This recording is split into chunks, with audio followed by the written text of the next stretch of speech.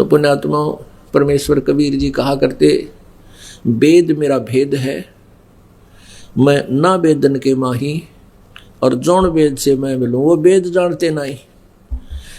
ये चारों वेद मेरी ही महिमा का गुणगान कर रहे हैं, लेकिन इन चारों वेदों में मेरे पाने का वो यथार्थ मंत्र नहीं है।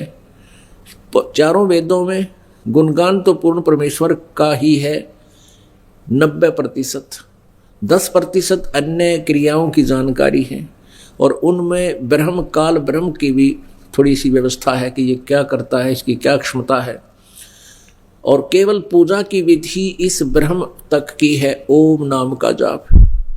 ब्रह्म कहो, इसे सर्वपुरुष कहो, इसे सर्वब्रह्म कहो, ज्योत स्वरूपी निरंजन काल कहो। ये 21 ब्रह्मांड का स्वामी है। गीत श्रीमद् भगवत गीता अध्याय नंबर 15 श्लोक नंबर 16 के अनुसार सर्वपुरुष व अक्षर पुरुष ये दोनों नासवान हैं। ये सर्वपुरुष इसको ब्रह्म भी कहते हैं, ज्योत स्वरूपी निरंजन भी कहते हैं, इसको काल भी कहते हैं। ये 21 ब्रह्मांड का स्वामी है, प्रभु है, भगवान है, पुरुष है। और जो अक्षर पुरुष है इसको परब्रह्म भी कहते हैं। ये 7 संख ब्रह्मांड का स्वामी है, ये भी नासवान है। वैसे अक्षर पुरुष का अर्थ अविनाशी होता है, लेकिन श्रीमद् भगवत गीता अध्याय नंबर 15 श्लोक 17 ने स्पष्ट कर दिया कि उत्तम पुरुष तो अन्य है, श्रेष्ठ परमात्मा तो सर्वपुरुष और अक्षर पुरुष से कोई और है, और वही तीनों लोकों में प्रवेश करके और वही परमात्मा कहलाता है, वही तीनों लोकों में प्रवेश करके सबका धारण पोषण करता है। वो अव्यय ईश्वर है, वो है अविनाशी, वास्तव में अविनाशी वो है। अब जैसे सर्वपुरुष और अक्षर पुरुष ये दोनों नासवान कैसे? सर्वपुरुष तो चलो नासवान है ही, सर माने नासवान, पुरुष माने प्रभु कहते ब्रह्म कहो, और अक्षर ब्रह्म यानी अक्षर पुरुष पर ब्रह्म को भी नासवान कहा, जबकि अक्षर पुरुष का अर्थ होता है विनाशी प्रभु। अब यहां डिफाइन करना होता है, जैसे एक चाय पीने का ये सफेद सा चीनी का बना हुआ, मिट्टी का बना हुआ कप होता है, कितना सुंदर है। आम मिट्टी से, आम मिट्टी के बर्तन से इसका बहुत अच्छा कलर भी है, बहुत सुंदर है, फिनिशिंग भी अच्छी है। तो ऐसा है हमारे शरीर तो समझो मिट्टी के हैं, और इन ब्रह्मा विष्णु महेश और ब्रह्म जो काल है, ज्योति निरंजन है, इसका शरीर समझो ये चीनी के कप जैसा मटेरियल से बना हुआ है। और अक्षर पुरुष जिसको अविनाशी कहा गया, उसका समझ लो कि स्टील का बना हुआ शरीर है। अब स्टील जो है उस मिट्टी के, सफेद मिट्टी के चीनी के कप की तुलना में बहुत ज्यादा स्थायी है। अब चीनी का कप, वो मिट्टी वाला कप तो फर्श पर गिर जाए, हाथ से छूट जाए, टुकड़े टुकड़े हो जाता, अंडरस्टूड है कि तो नासवान है। लेकिन जो स्टील का कप है हाथ से गिर भी जा लेकिन टूटता नहीं, और काफी वर्षों तक मनमाना 50-20 वर्ष में जाकर उसका जंग लगे, फिर वो नाश को प्राप्त हो। तो ऐसे वो सर्वपुरुष से अक्षर पुरुष तुलनात्मक तरीके से अविनाशी है, लेकिन वास्तव में अविनाशी नहीं है। वास्तव में अविनाशी सोना धातु है, स्वर्ण, गोल्ड। तो ऐसे परमात्मा को तो समझो गोल्ड, पूर्ण परमेश्वर को परम उत्तम पुरुष जो अन्य है वो तो है गोल्ड धातु से बना हुआ शरीर है, सभी सह शरीर है। अब इनकी एज फैक्टर बताते हैं, इनकी आयु कितनी है और किस प्रकार इनको अविनाशी सत्यनारायण कहा गया गलती से, लेकिन वास्तव में सत्यनारायण तो एक ही है। अब जैसे एक मानव शरीर, मानव की आयु 100 वर्ष लगभग है, और एक ब्रह्मा जी की आयु, काल के पुत्र हैं रजगुण ब्रह्मा, सतगुण विष्णु, तमगुण शिव जी। इन काल के पुत्रों की, रजगुण ब्रह्मा, सतगुण विष्णु, तमगुण शिव जी की आयु कितनी है? ब्रह्मा जी की आयु पहले कैलकुलेट करते हैं। एक चतुर्युगी में सतयुग, त्रेता, द्वापर और कलयुग, ये 4 युग होते हैं। इनके कुल वर्षों का जोड़ 43,20,000 होता है। 43,20,000 वर्ष। ऐसी ऐसी 1,000 चतुर्युग का ब्रह्मा जी का दिन और इतनी ही रात्रि। अब अंदाजा लगाइए पुण्यात्माओं, इतना ही दिन और इतनी ही रात्रि, और ऐसे बने हुए 30 दिन रात का महीना और 12 महीनों का एक वर्ष और 100 वर्षों की ब्रह्मा रजगुण जी की आयु। अब जब कैलकुलेट करने लगो तो बहुत लंबे चौड़े, अगर वर्ष अपने वाले मनुष्य वर्षों से गिने तो गिनती बहुत मुश्किल हो जाए। इसलिए इनको ऐसे गिना जाता है कि ऐसे महीने वर्ष बनाए। तो ब्रह्मा जी की 100 वर्ष की आयु, ऐसे बने हुए 100 वर्ष, और विष्णु जी की इससे 7 गुना लंबी आयु, और विष्णु जी से 7 गुना स्तंभ गुण शिव जी की आयु जो काल का पुत्र है। अपुण्यात्माओं, और 70,000 बार जब ये काल का पुत्र शिव मर लेगा, यानी शिव का मरना तात्पर्य है कि 7 ब्रह्मा मर लेंगे जब एक विष्णु मरेगा, 7 विष्णु की मृत्यु हो लेगी तब एक शिव मरेगा।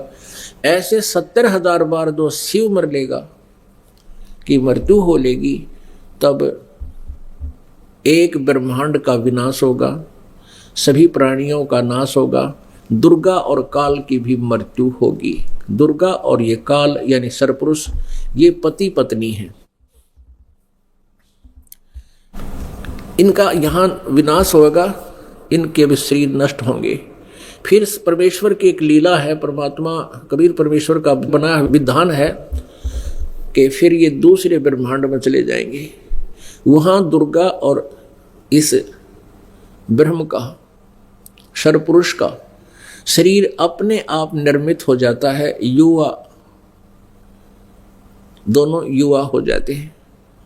और फिर ये अपना कुछ वचन से, कुछ मैथुन क्रिया से सृष्टि उत्पन्न करते हैं। तो ऐसे जो एक ब्रह्मांड का विनाश हुआ 70,000 बार त्रिलोकीय शिव की मृत्यु के उपरांत, तो ये एक युग हो गया किसका? अक्षर पुरुष का। अब अक्षर पुरुष की आयु की कैलकुलेशन ऐसे होगी, अक्षर पुरुष का आयु एक युग हो गया, और ऐसे 1,000 युग का अक्षर पुरुष का दिन और इतनी ही रात्रि। ऐसे ही 30 दिन रात का महीना और 12 महीनों का एक वर्ष, और ऐसे बने हुए 100 वर्ष की उस अक्षर पुरुष यानी पर ब्रह्म की आयु, तब उसकी मृत्यु होगी। पुण्यात्माओं, विचार करो, हिसाब लगाओ, सत्यनारायण कौन है? और परमात्मा कबीर जी कहते हैं कि अरबों तक ब्रह्मा मर गए और 30 करोड़ कन्हैया है, और करोड़ों तेरे शिव जी मर गए, मेरी एक नहीं पलैया। परमेश्वर जी कहते हैं कि मेरा तो एक पल भी नहीं गया है, क्योंकि वो नासवान अविनाशी हैं, नासवान नहीं है। नासवान की आयु का पलों में गिनती होती है, समय निर्धारित होते हैं, वर्षों में गिनती होती है। कहते मेरी नहीं एक पलैया। तो वो सत्यनारायण कौन है? अभी तक हम श्री विष्णु जी को सत्यनारायण मान्या करते, क्योंकि इनकी भी आयु बहुत घनी है, और हमारी आयु की तुलना में तो बहुत ही लंबी चौड़ी, यानी ये हमारे लिए तो अविनाशी ही लगे थे। हमने अपने आत्माओं जैसे कुछ ऐसे कीड़े मकोड़े होते हैं, कुछ ऐसे पक्षी हैं, ऐसे पशु हैं जो मनुष्य के जीवन में 100 बार मर लेते हैं और जन्म ले लेते हैं। अब उनको कोई बताओ, जैसे कई ऐसे हैं कि एक दिन में जन्म होता है, एक ही दिन में वो युवा हो जाते हैं, अपनी संतान भी उत्पत्ति कर लेते हैं कुछ जीव, और वो मर भी जाते हैं। अब उनसे कोई कहे कि मनुष्य की आयु 100 वर्ष है, फिर उनका हिसाब लावे कि इनका 365 दिन का 1 वर्ष होता है, और ऐसे 100 वर्ष की आयु है, तो वो ऐसे वो कीड़े मकोड़ों की तुलना में मनुष्य की आयु बहुत लंबी है। वो ये सोचते होंगे कि ये भाई कद मरेंगे तो मरते नहीं होंगे, मनुष्य तो बहुत लंबी आयु है। अपनात्माओं, जैसे हमारी आयु है इसकी तुलना में उन ब्रह्मा विष्णु महेश की इतनी लंबी आयु है कि हम सोचना भी भूल जाते थे कि ये भी कभी मरेंगे। और फिर ब्रह्म की सरपुरुष की आयु 70,000 बार एक त्रिलोकीय शिव मर ले तब ब्रह्मलोकीय उस काल रूपी शिव सदा शिव की मृत्यु होती है ब्रह्म की। और उसका वो एक युग हो गया परब्रह्म का, अक्षर पुरुष का। ऐसे 1000 बार यो काल मर ले जब तक उसका एक दिन हुआ। इतनी रात्रि, 30 दिन रात का महीना, 12 महीने का 1 वर्ष, 100 वर्ष की आयु उस अक्षर पुरुष की। श्रीमद् भगवत गीता अध्याय नंबर 15 के श्लोक नंबर 16 में जो सर पुरुष और अक्षर पुरुष बताए उनकी आयु। और फिर भी मृत्यु।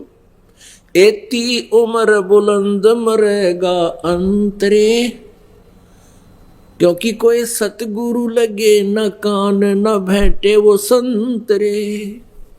यदि इतनी लंबी आयु भी हो जाएगी तो भी अंत में तेरी मृत्यु होगी। कारण क्या है? क्योंकि तुझे वो तत्वदर्शी संत नहीं मिले। कौन से तत्वदर्शी संत? जो श्रीमद् भगवत गीता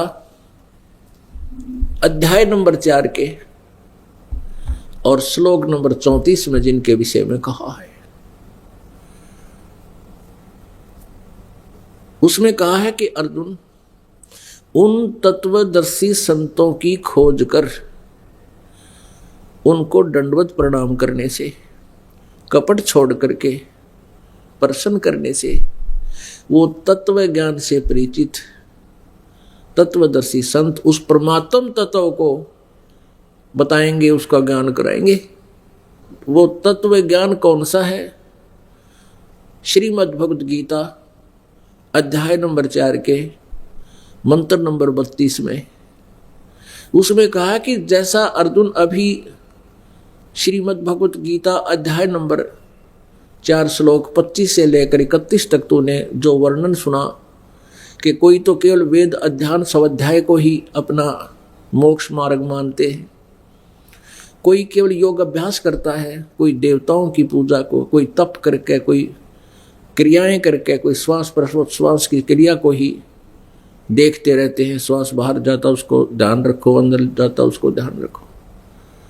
और कुछ तीक्ष्ण अहिंसा व्रतों को ही कर रहे हैं, जैसे मुंह पर पट्टी बांध के घूमना, नंगे पैरों घूमना। कहते इस तरह की जो साधनाएं जो साधक करते हैं वो अपनी अपनी साधना को पाप नाशक मानते हैं, मोक्षदायक मानते हैं। अगर यदि उनको ये पता लग जावे कि ये मोक्ष मार्ग नहीं है तुरंत त्याग दे। लेकिन जो भी जो साधना कर रहा है उसको सही मान कर लगा हुआ है ना, तो एक दिन भी ना करे इंसान। फिर बताया चौथे अध्याय के 32वें श्लोक में कि उस परमेश्वर के, परमात्मा के पाने की यथार्थ भक्ति विधि परमेश्वर सच्चिदानंद घन ब्रह्म की वाणी में ब्रह्मणे मुखे। अब यहाँ पुण्यात्माओं थोड़ी सी गड़बड़ कर रखी अनुवादकर्ताओं ने श्रीमद् भगवत गीता अध्याय नंबर 4 के श्लोक नंबर 32 में। यहाँ ब्रह्मणे मुखे का अर्थ उन्होंने गलत अनुवाद ये कर दिया कि ब्रह्मणे मुखे का अर्थ कर दिया वेद की वाणी में। नहीं, ब्रह्मणे माने सच्चिदानंद घन ब्रह्म की वाणी में, उसके मुखे माने उसके मुखारविंद से उच्चरित वाणी में, उनके मुख कमल से बोले गए ज्ञान, उस तत्व ज्ञान में बहुत विस्तार से कहे गए हैं। और उस तत्व ज्ञान को जानने के बाद तू सब कर्मों के बंधन से पूर्ण मोक्ष प्राप्त करेगा, उनसे मुक्त हो जाएगा। और उस ज्ञान को चौथा अध्याय के 34वें श्लोक में कहा कि उस ज्ञान को तू तत्वदर्शी संतों के पास जाकर समझ। तो उनको विनम्र भाव से प्रार्थना करने से, क्योंकि ये अनमोल मार्ग प्राप्त करना होता है, इसमें कोई आकड़ पाड़ के बोल रहा है तो कोई ना बतावे। आप किसी पड़ोसी से कोई वस्तु मांगने जाते हो तो उसके साथ भी बहुत प्यार से बोलते हो, भूमिका बनाते हो, बच्चे ठीक हैं, क्या करते हैं, फिर बाद में प्रार्थना करते हो कि मुझे ऐसे वस्तु की आवश्यकता है, उधारी मांगते हो कुछ समय के लिए, वो तब देता है। तो आप यदि जाति कहो कि अपना टेलीविज़न देना के हमने ऐसे ऐसे करना है, तो आपके बोलने के व्यवहार से वो समझ जाएगा कि वो आदमी ठीक नहीं है, और फिर वो देगा नहीं, कह देगा हमारा तो खराब हो रहा है। और यदि आप विनम्र भाव से भूमिका बनाकर बैठोगे, बतलाओगे और ठीक हो, बच्चे ठीक है, फिर कहोगे जी एक कुछ समय के लिए टेलीविज़न चाहिए था, तो वो ना होगा ना, खराब होगा। और पड़ोसी का ला के दे दे मन आपको, अपना तो छोड़, अपना होता ठीक तुरंत दे। तो पुण्यात्मा हमने कल्याण मार्ग पूछना होता है संत से, तो बहुत प्यार से, आधीनी से, विनम्र भाव से प्रार्थना करें। और तत्वदर्शी संत जो ज्ञान देता है उसमें आपके उस खचड़ा ज्ञान में बहुत अंतर होता है, और आप जी को वो यथार्थ ज्ञान भी कुछ समय के लिए ऊट पटांग लगता है, क्योंकि आपने स्वयं ऊट पटांग ज्ञान ठोक रखा है, अंदर भर रखा है। तो बेसिक आपके मन में शंकाएं उत्पन्न होती रहे, पर वो ज्ञान सुनते ही रहना चाहिए, और कुछ दिनों के बाद आपके ज्ञान का आपको ही पता चल जाएगा वो कैसा था। तो ऐसे कहते हैं उस तत्वदर्शी संतों के पास जाकर के विनम्र भाव से उस परमेश्वर के तत्व ज्ञान को समझ। एक तो इससे ये कंसेप्ट क्लियर हो गया कि गीता ज्ञानदाता उस परमेश्वर के उस सच्चिदानंद घन ब्रह्म की वाणी से परिचित नहीं है, तो वो ज्ञान वेदों और गीता से बाहर का है, जो श्रीमद् भगवत गीता और वेदों में नहीं वर्णित है। यदि वेदों और गीता में वर्णित होता तो ये कहने की आवश्यकता ही नहीं पड़ती कि तत्वदर्शी संत बतावेंगे उन तो सुनो।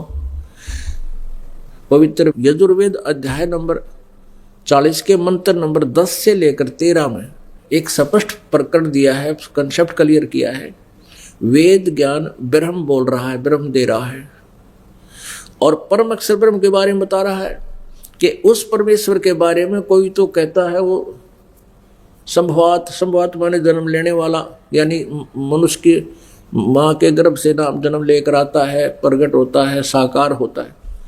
और कोई कहता असंभवात, यानी उसका जन्म नहीं होता, वो निराकार है। कहते हैं साकार और निराकार का निर्णय परमात्मा कैसा है वो बताएगा तत्वदर्शी संत, धीरा नाम वो तत्वदर्शी संत बताएंगे, उनसे जाकर सुनो।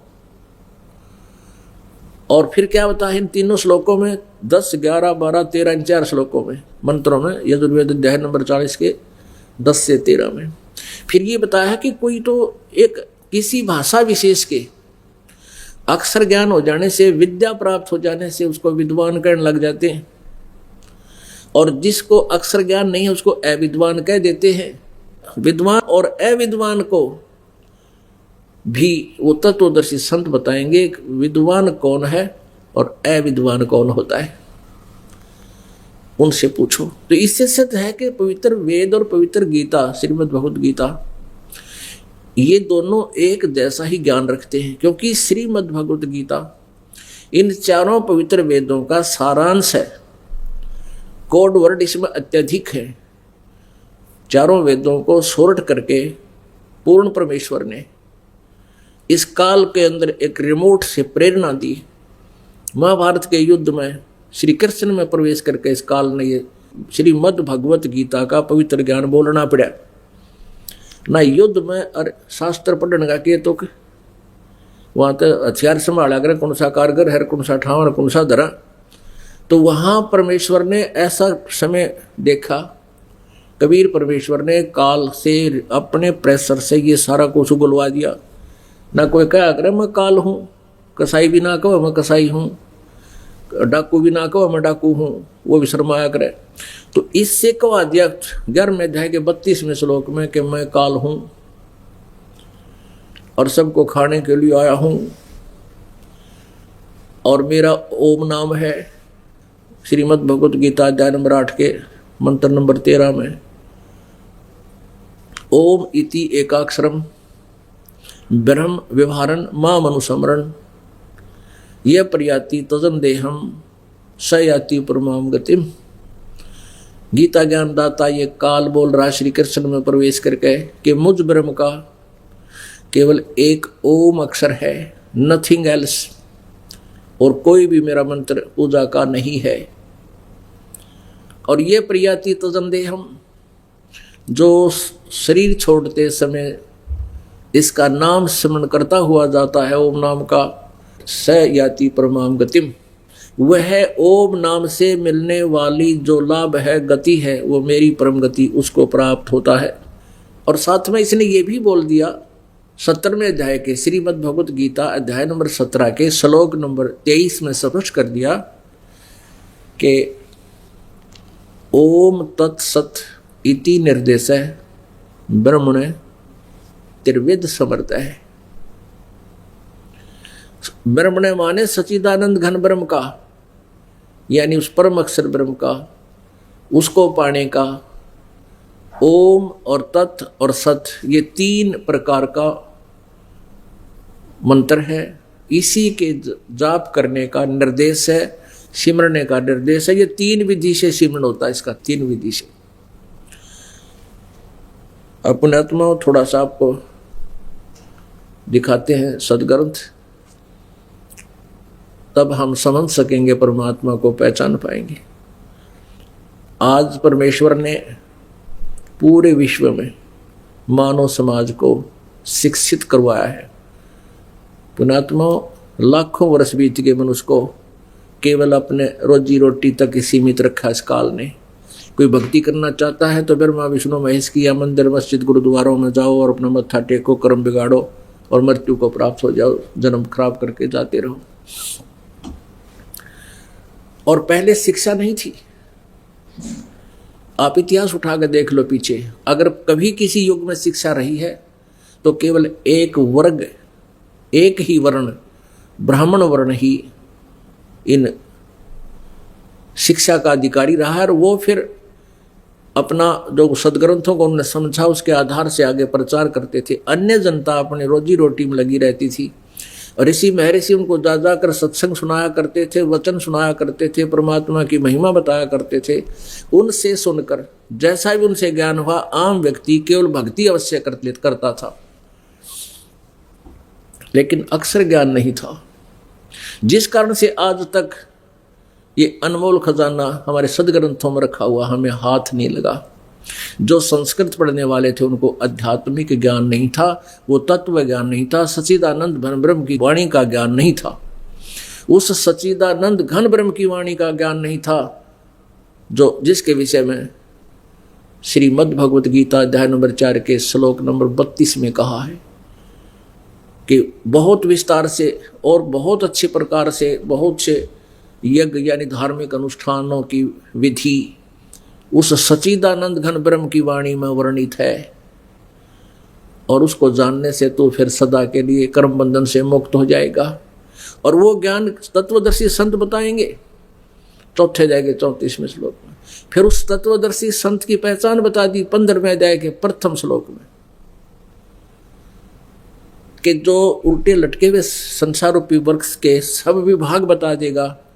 तना कौन भगवान है, डार कौन भगवान है, शाखा कौन है, जड़ कौन है, सवेदवित वो तत्वदर्शी संत है। वह वेद के तात्पर्य को जानने वाला है। परमेश्वर कबीर देव जी ने 600 वर्ष पहले ये अपनी रचना का आप ही ज्ञान दिया था। अक्षर पुरुष एक पेड़ है और सर पुरुष उसकी डार और तीनों देवा शाखा हैं, ये पात रूप संसार। और परम अक्षर ब्रह्म वो जड़ है, वो मूल है। जो वृक्ष बाहर दिखाई देता है उससे जो ना दिखाई देता उसका पार्ट प्रोक्ष है। जो गुप्त है वो मूल है, जमीन के अंदर है। तो परमेश्वर ने अपने महिमा आप पर बताई। अक्षर पुरुष एक पेड़ है जो जमीन से बाहर जो तना दिखाई देता है वो तना तो समझो अक्षर पुरुष है। श्रीमद् भगवत गीता अध्याय नंबर 15 के श्लोक 16 में और 17 का जो वर्णन है वो बताते हैं। और सरपुरुष वा की डार, जिसे ज्योति निरंजन भी कहते हैं, एक वृक्ष के पेड़ के आगे चल के डार बन जाती है, डार मोटी मोटे डाले, और फिर उसके शाखा फूटती है।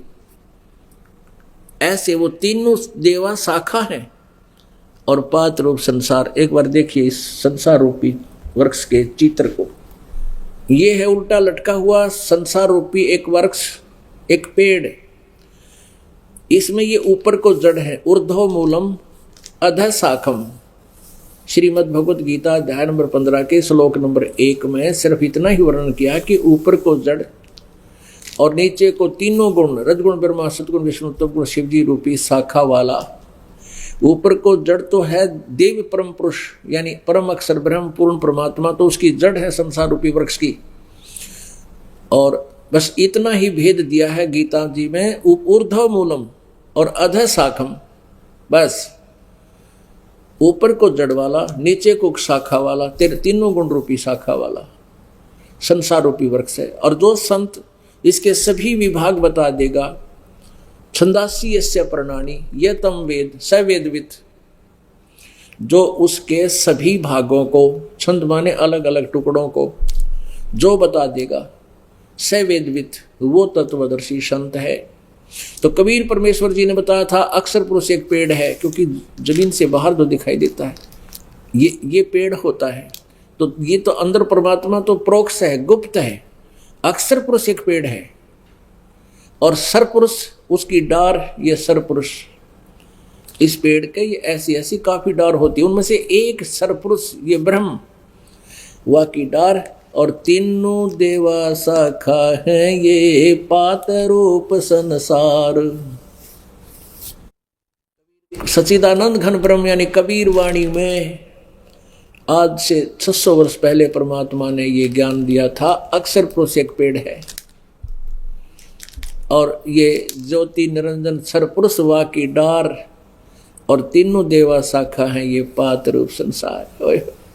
तो परमेश्वर स्वयं ही आते हैं, यथार्थ ज्ञान देते हैं, इसलिए वो तो अपने यथार्थ ज्ञान को लोकोक्तियों के माध्यम से बताते हैं, जिस कारण से वो कबीर देव कहलाते हैं। कवि, उसको कवि कहते हैं, उसका वास्तविक नाम भी फिर कबीर देव ही कहा जाता है, वेल नोन है वो कबीर। और ये गुप्त है, ये पूर्ण परम अक्षर ब्रह्म, पूर्ण ब्रह्म, परम अक्षर ब्रह्म, परम अक्षर पुरुष कहो चाहे परम अक्षर ब्रह्म को। उत्तम पुरुष है तो अन्य ये लोग तरमावेश विवर्ती, उत्तम पुरुष तो यानी सही परमात्मा श्रेष्ठ भगवान तो कोई और है जो सबका धारण पोषण करता है, क्योंकि संसार रूपी वृक्ष को परवरिश उसका कौन धारण पोषण करता है? ये जड़ों से वृक्ष की परवरिश होती है, तो वो जड़ रूपी परमात्मा है, वो मूल है। ऊर्ध्व मूलम, ऊपर को जड़ वाला, वो दिव्य पुरुष तो मूल है और तीनों गुण रूपी शाखा है। और ये इस प्रकार इस संसार रूपी वृक्ष का विस्तार से विवरण परमेश्वर कबीर देव जी ने अपनी लोकोक्तियों के माध्यम से अपनी अमर वाणी में, कबीर वाणी में बताया था आज से 600 वर्ष पहले। और यही वेद बताते हैं कि वो सच्चिदानंद घन ब्रह्म अपनी वाणी को ऐसे वो अपने मुखारविंद से उच्चारित करता है